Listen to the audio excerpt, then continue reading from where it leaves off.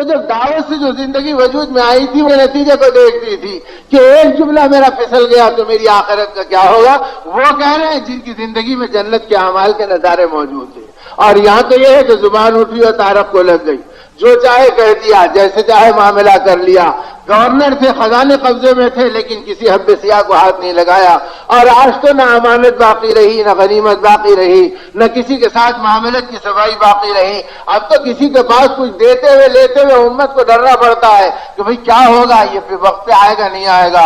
اسی لیے کہ اعمال کے بجائے مال پر زندگی کا رخ پلٹ گیا اور اس نے زندگی کو جھنجھوڑ دیا اور کہیں کا نہیں رکھا. اور بقول ہمارے اکابر کے، ارے مالدار بننے کی تمنا میں وہ بنتے جا رہی ہے اور ذلیل ہوتے جا رہی ہے. اور کیا ہے تو صاحب میرے پاس 2 لاکھ ہے، کیا کریں گے صاحب 10 لاکھ کا کاروبار کروں گا. پھر باقی کے 8 لاکھ کہاں سے لائیں گے؟ تو ان سے ان سے بھیک مانگیں گے، بینک سے لون لیں گے، لوگوں سے لیں گے، ان سے لیں گے. اور آگے جس سے لیا وہ مانگنے کے لیے آ رہے تو دیدے بدل گئے، زبان کا لہجہ بدل گیا اور آدمی کی طبیعت بدل گئی. ایسے معلوم ہو رہا کہ میں نے کسی جلاد کے ساتھ معاملہ کیا تھا یا ایمان والے کے ساتھ کیا. کوئی تمیز نہیں، کوئی ہمدردی نہیں، کوئی محبت نہیں. یہ بے رحمی سب کیا ہے؟ یہ دعوت کے کھوکھلے پن کی علامت ہے اور ایمان کے نچوڑے جانے کی پہچان ہے کہ زندگی دنیا کے دلدل میں پھنس گئی، یہ خواہشات میں لوٹ گئی اور اسی کو سب کچھ بنا لیا اور اسی میں اپنے آپ کو چلا دیا. اس لیے صلی اللہ علیہ وسلم نے امت کو دعوت پہ اٹھایا تھا کہ دعوت کی برکت یہ کہ دنیا کی محبت سے نکالے گی اور دعوت کی برکت یہ کہ ہدایت اور قربانی کے راستے کے اوپر چلائے گی.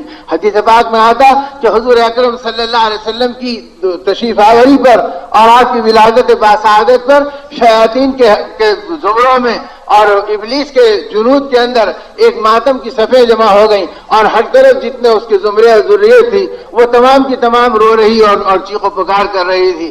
تو ابلیس نے سب کو جمع کیا اور کہا کیا بات ہے کہ تم سب زار و قطار رو رہے ہو اور ماتم کی محفلیں منا رہے ہو؟ انہوں نے کہا وہ نبی آ گئے جن کی اطلاع تھی. محفلیں منا رہے ہو؟ انہوں نے کہا وہ نبی آ گئے جن کی اطلاع تھی اور اس نبی کی برکت سے اس امت کے گناہ توبہ کریں گے تو گناہ معاف ہو جائیں گے. تو ہماری محنتوں میں پانی پھر جائے گا. اب ہماری محنتیں ختم ہو گئی، دھری کی دھری رہ گئی، اس لیے ہم رو رہے ہیں. تو اس نے کہا ٹھیک ہے، اگر یہ بات ہے تو جاؤ اور جا کر اس امت کی کیفیت میں ہوتے لگاؤ اور ہوتے لگا کر مجھے کیفیت دو کہ ان کے اندر دنیا کی محبت کا کوئی خمیر ہے یا نہیں ہے.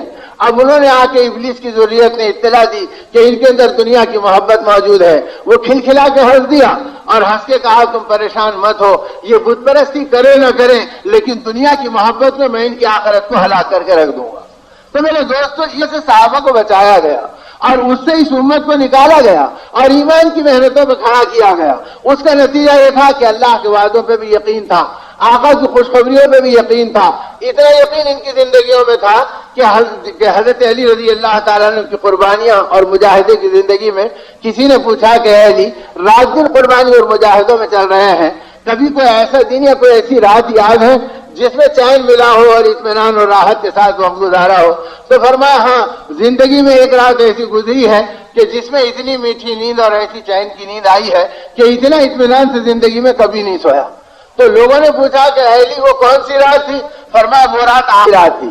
فرمایا آقا کے ہجرت کی رات. تو مکے میں اس سے زیادہ خطرناک رات کوئی اور نہیں تھی کہ حضور پاک صلی اللہ علیہ وسلم کے حجر مبارک پر پورے قبیلوں کا ایک ایک نمائندہ چمکتی ننگی تلوار لے کے کھڑا ہے کہ آقا باہر آ جائیں یا موقع ملے تو ہم آپ کے بستر تک پہنچ جائیں اور سب کے سب ایک ساتھ اپنی تلوار چلائیں اور وار کریں تاکہ کسی ایک قبیلے اور خاندان پر اور ایک فرد کے اوپر آج کے خون مبارک کا کوئی الزام باقی نہ رہے. اور ایسی گمبھیر رات کے اندر جس سے زیادہ خطرناک رات مکے میں اور کوئی نہیں گزری اور تم کہہ رہے کہ اس میں آرام سے سوئے. فرمایا ہمیں آقا سے ملنے کے لیے گیا تو آقا کھڑے ہو گئے اور یہ فرمایا کہ علی اب ہماری ہجرت کا وقت آ گیا اور ہم جا رہے ہیں اور تم میرے بھی، تاکہ دشمن یہ سمجھے کہ میں یہیں پر آرام کر رہا ہوں اور یہ امانتیں رکھ کے جا رہا ہوں. ان بچی ہوئی امانتوں کو صبح لوگوں میں تقسیم کرنا اور بعد مدینے میں آ کے مل جانا. تو فرمایا جب آقا یہ کہہ کر چلے گئے تو مجھے اطمینان ہو گیا کہ مجھے مدینہ جانے تک موت نہیں آئے گی. تو جب آج کی رات موت نہیں آئے گی، چاہے پورے مکے کی تلواریں مجھ پہ پڑ جائے لیکن میں محفوظ رہوں گا اور میں زندہ رہوں گا. تو وہ رات جتنا اطمینان سے میٹھی نیند سویا زندگی میں کبھی نہیں سویا. تو جب یقین بنا تھا آقا کی باتوں کے اوپر تو ایسے ماحول کے اندر بھی دل کو یہ چین نصیب تھا اور زندگی کے اندر یہ کیفیات اطمینان کی نصیب تھی. لیکن میرے دوستو، یہ سب کچھ کب ہوا؟ جبکہ زندگی کے اندر ایمان کا اور اعمال کا اور آخرت اتنا بنا کہ دنیا کو نگاہوں سے ہٹا دینا اور ان کو بھول جانا اور ان کو قربان کر دینا امت کے لیے کوئی مسئلہ ہی نہیں تھا۔ اب قبیل اشر کو اطلاع ملی کہ مدینے کے اندر رسول اللہ صلی اللہ علیہ وسلم مسجد نبی میں ہے اور آپ کے پاس باہر سے رئیس فدق نے ہدایے بھیجے ہیں اور آپ لوگوں میں مال تقسیم کر رہے ہیں، تو فوراً اشری قبیلے کے لوگ اپنے سرداروں کے پاس آئے اور کہا تمہیں پتا ہے کہ مدینے میں کیا ہو رہا، کہ آقا مال تقسیم کر رہے ہیں اور ہمارا پورا قبیلہ غربت میں پڑا ہے، فاقوں میں بے چین ہے، بچوں کا بل بلانا، ان کی عورتوں کا آہیں بھرنا اور گھروں کے چولہوں کا بجھ جانا اب ہم سے دیکھا نہیں جا رہا، چلو چلو آقا سے بڑھ کے شفیق اور کون ملیں گے، ہم آپ کی بارگاہ میں جائیں گے اور آپ اپنی شفقت دیں گے۔ یہ خیال کر کے کہتے ہیں کہ ہم 300 آدمیوں کا قافلہ نکلا اور رسول اللہ صلی اللہ علیہ وسلم کی خدمت میں مسجد نبی میں پہنچا۔ جب آقا کو پتا چلا کہ ہم آئے تو آپ حجر مبارک میں تھے، آپ اپنے حجر مبارک سے باہر آئے اور مسجد نبی کے ممبر پہ رونق افروز ہو گئے اور فرمایا اے قبیلہ اشر آ جاؤ آ جاؤ آ جاؤ، قریب کیا اور فرمایا تمہارا آنا مبارک ہے اور تمہیں دیکھنا مبارک ہے اور تمہاری زندگی بابرکت ہے، اور پھر کہا کہ تم ایسے ہیں کہ تم نے اللہ کے وعدوں کو نبھایا، تم نے نبی کے ساتھ کیے ہوئے پیمان کو پورا کیا اور تم نے ہمارے مہمانوں کا استقبال کیا، اپنے بچوں کو بھوکا رکھ کر مہمانان نبوت کا خیال رکھا، تم نے دین سکھانے کے اندر اپنی ساری راحتوں کو مٹا دیا اور اپنی کھیتیوں کو اجاڑ دیا۔ اللہ بھی تم سے خوش ہے، اللہ کا نبی بھی تم سے خوش ہے، مانگو کیا مانگنا چاہتے ہو، تم جو مانگو گے آج اللہ کا نبی تم کو عطا کر دے گا۔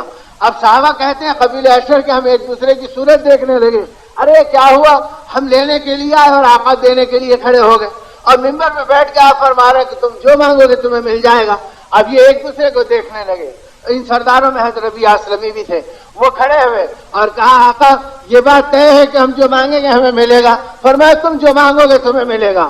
فرمایا کچھ مہلت ہے کہ ہم آپس میں مشورہ کر لیں؟ فرمایا ضرور تم مشورہ کر لو۔ اب سارے نمائندے بیٹھ گئے اور بیٹھ کے مشورہ کرنے لگے کہ سوچو کیا کریں گے، ایسے موقع بار بار نہیں آتے کہ اور آقا دینے کو آ گئے، اب کیا لینا چاہیے؟ اب جب بہت سوچ بچار مشورہ ہوا تو سبوں نے مل کے کہا کہ اے ربیع اسلمی تم یہاں کی بارگاہ میں ہمارے لیے جو مناسب سمجھو مانگ لو۔ انہوں نے کہا کہ تم مجھ پہ چھوڑتے ہو؟ کہا ہم تم پہ چھوڑتے ہیں۔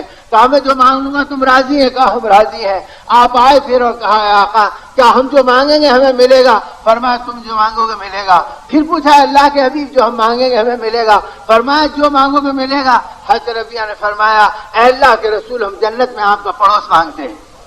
اب فاقے بھول گئے، اب بچوں کا بل بلانا بھول گئے، اب عورتوں کا تڑپنا بھول گئے، اپنے گھر کے بجے چولہے بھول گئے، ارے یہ تو آج نہیں کل جل جائیں گے اور آج نہیں کل بچوں کی غذا کا انتظام ہو جائے گا، لیکن آقا کا پڑوس مانگنے کا موقع پھر ملے گا نہیں ملے گا۔ راوی کہتے ہیں صحابہ کہتے ہیں کہ آقا حیرت زدہ دیکھنے لگے، فرمایا ربیع اس کے علاوہ کچھ اور مانگ لو۔ فرمایا آقا بس ایک ہی چیز مانگتے ہیں کہ جنت میں آپ کا پڑوس مانگتے ہیں۔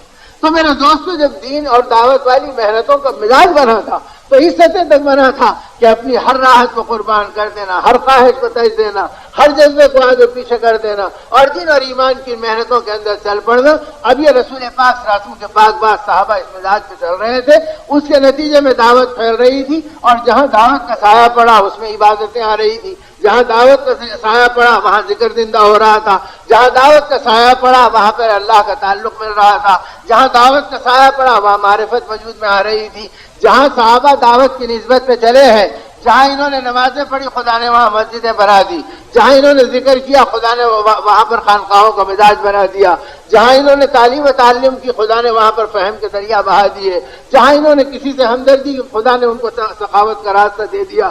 اس طرح ان کے ایک ایک عمل کے صدقے انسانیت کو دولتیں ملتے گئی اور خزانے جواہرات ایمانی اور اسلامی ان کی زندگی میں آتے چلے گئے۔ تو اس لیے میرے دوستو اس راستے پر اس امت کو چلانے پر رسول پاک صلی اللہ علیہ وسلم نے پوری امت کو کھڑا کیا اور امت کا ذہن تھا کہ دعوت سے ہماری حفاظت ہوگی اور دعوت سے ہم کو اللہ کے غیبی خزانوں سے ملے گا اور دعوت پر خدا دعاؤں کو قبول فرمائیں گے، اور جس دن دعوت چھوٹے گی دعائیں ٹھکرا دی جائیں گی، عبادات مردود کر دیے جائیں گے اور تقوی کے بجائے مال پر یہ امت آئے گی، فتنوں میں مبتلا کر دی جائے گی، ان کا دل مسجدوں سے زیادہ بازاروں میں لگے گا اور احکامات سے زیادہ خواہشات میں لگے گا۔ یہ پیشن گوئیاں رسول پاک صلی اللہ علیہ وسلم نے فرما دی اور بتلا دی اور آج امت اسی کا شکار ہے۔